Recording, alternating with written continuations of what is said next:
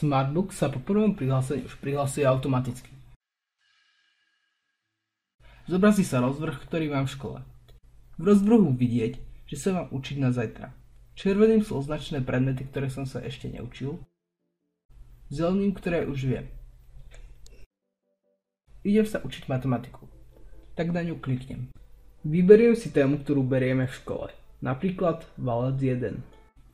Spustím učenie.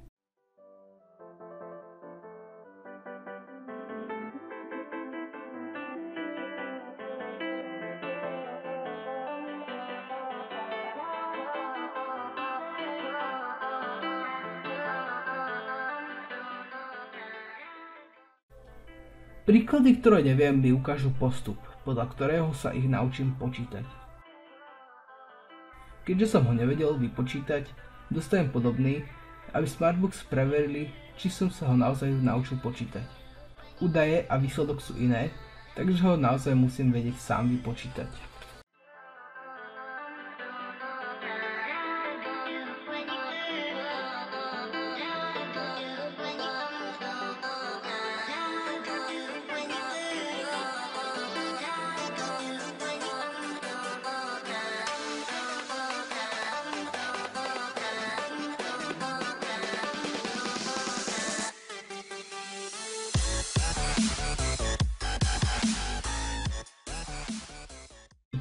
V jednej téme je podľa zložitosti 6 až 12 úloh.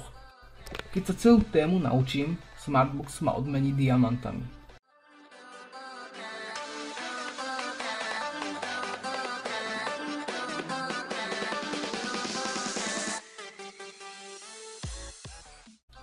Program si inteligentne pamätá, s čím som mal problémy a tak nastaví hodnotu problémovosti pre každú úlohu.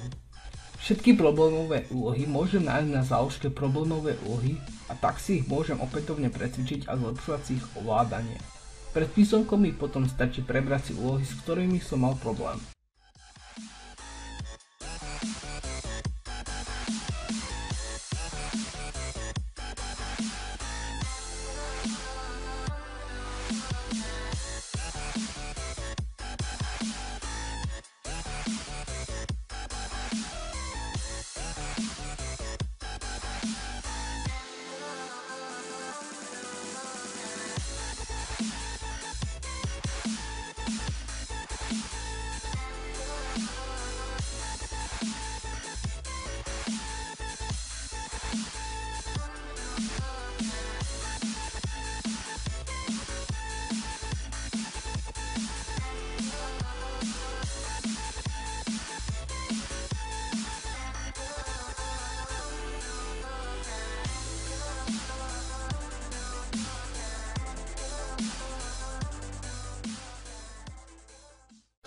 Nakoniec dostanem report s časom, ako dlho som sa učil a naučenými témami a úlohami.